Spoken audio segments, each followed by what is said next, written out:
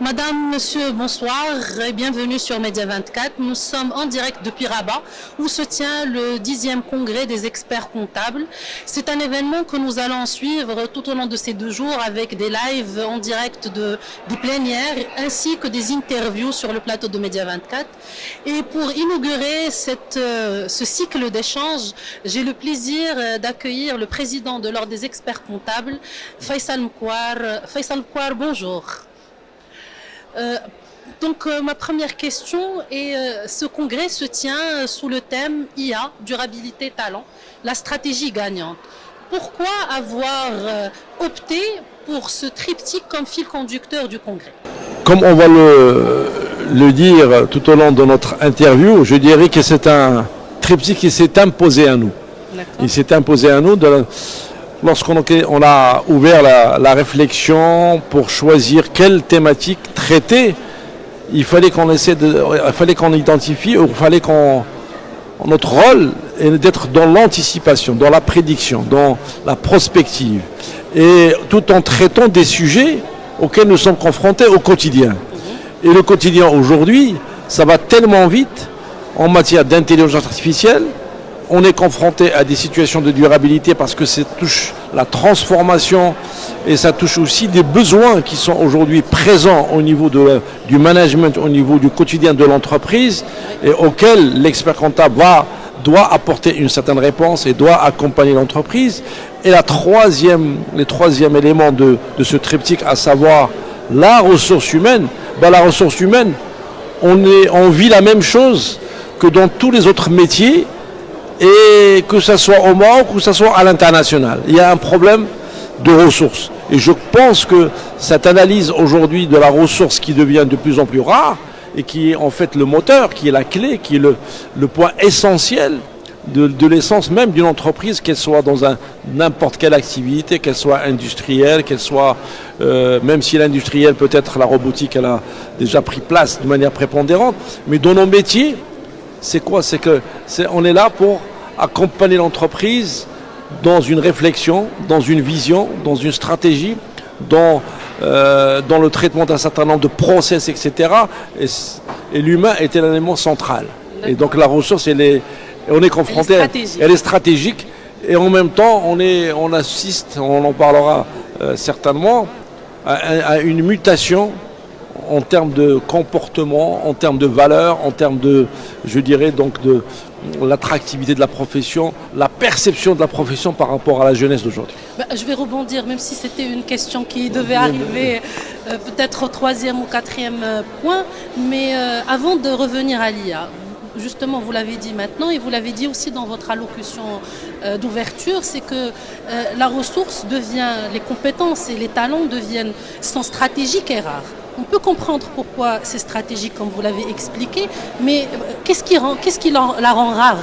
On ne comprend pas la rareté alors que je pense que notre pays, il y a beaucoup de formations qui permettent d'avoir des talents qui accompagnent la progression et le développement du métier d'expertise comptable. Je pense que c'est une question qui est assez... c'est une question qui est pertinente. Et la réponse, elle est multiple.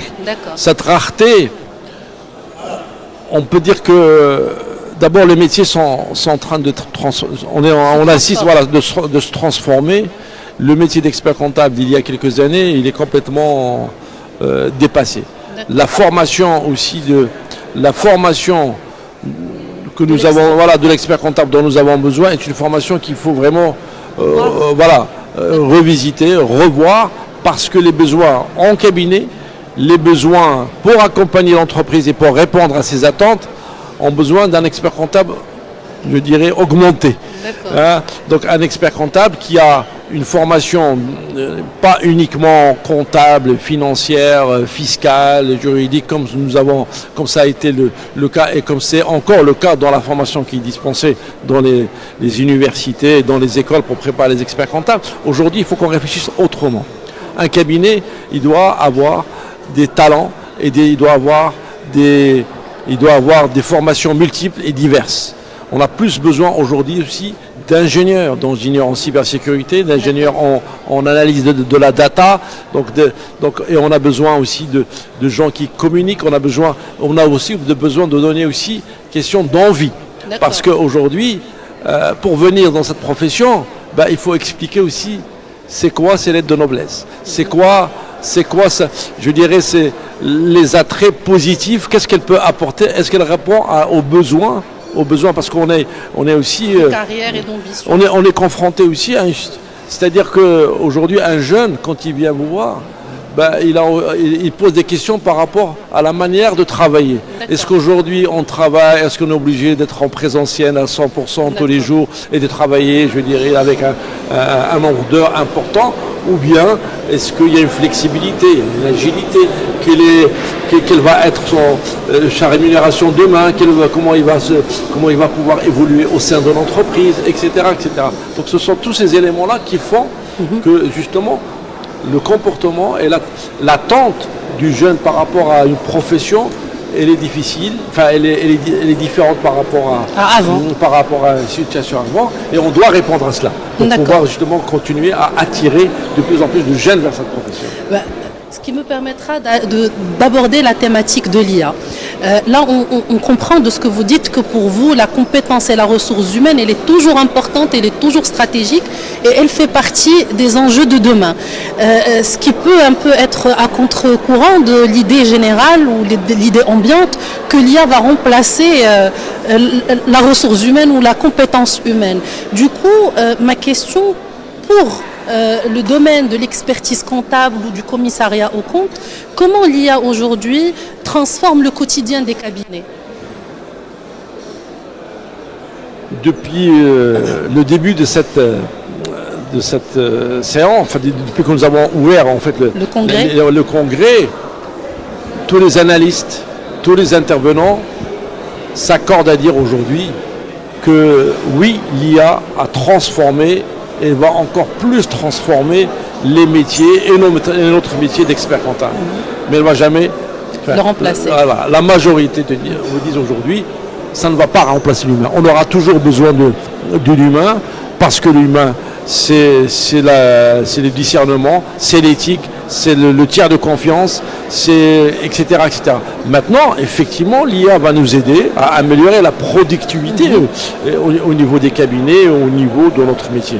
Elle va nous aider donc en fait à traiter la masse de la data de manière rapide et en instantané.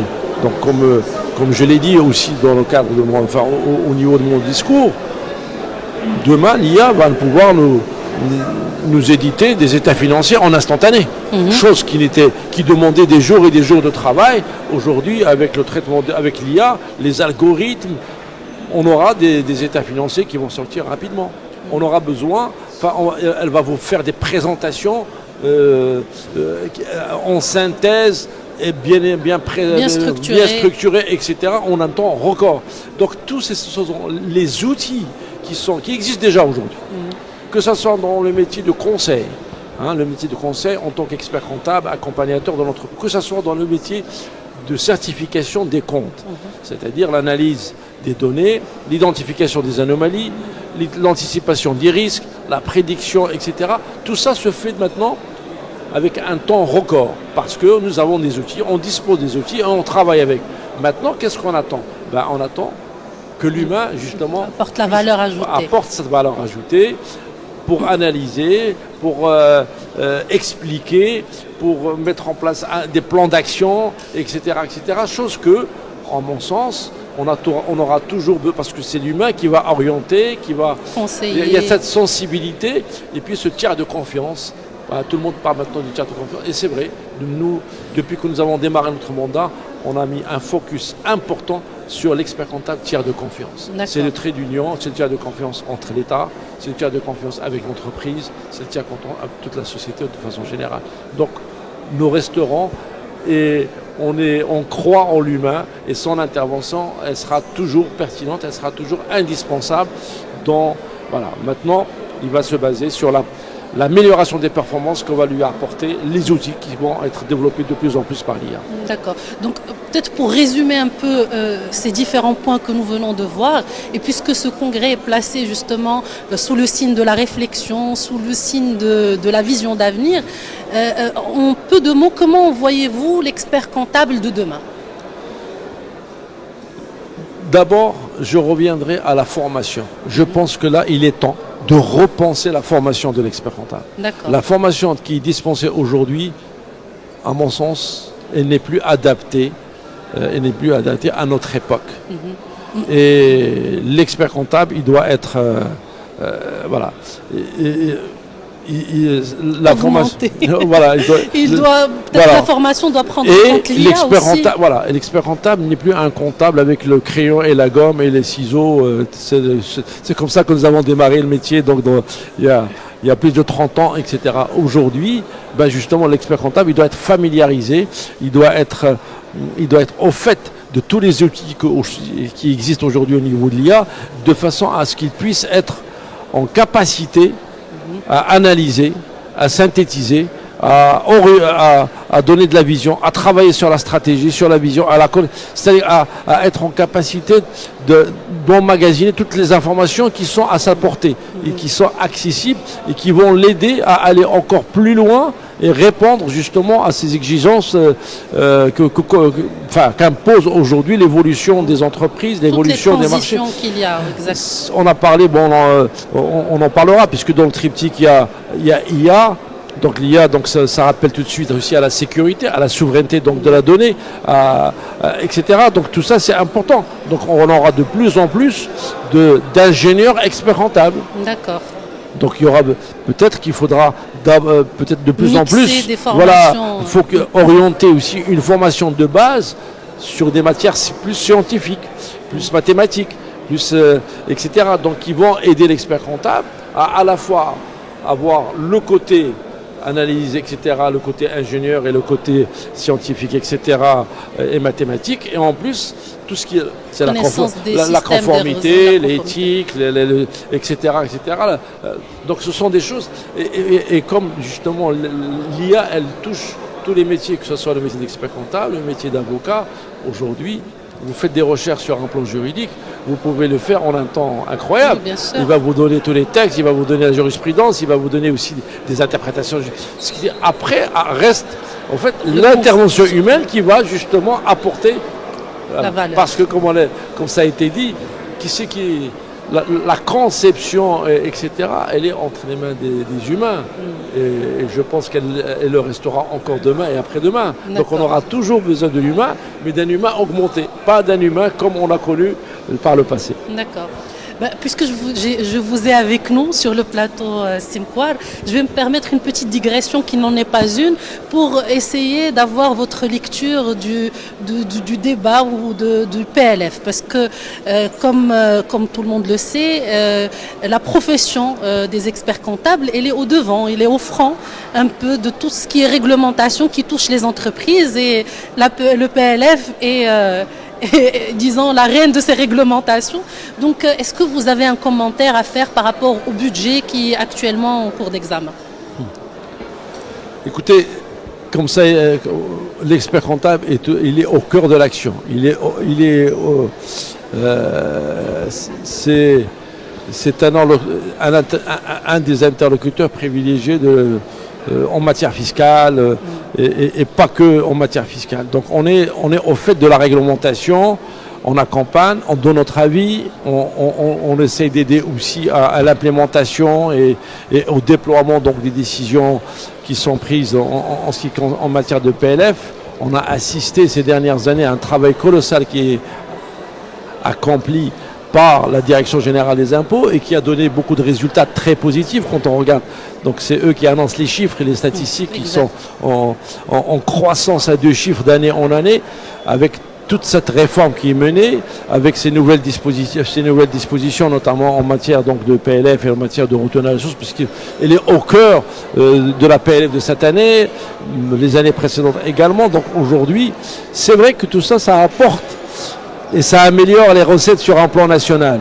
On ne peut que le saluer. Et ça améliore aussi l'élargissement de l'assiette, chose que nous avons toujours, disons, à la limite, défendu et encouragé, parce que plus on va élargir l'assiette, plus il y a de transparence au niveau des entreprises qui produisent donc les déclarations, etc.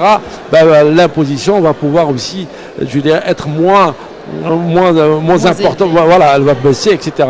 Donc aujourd'hui, toutes ces nouvelles dispositions vont améliorer les recettes, etc. Mais il est vrai, il faut pas les, disons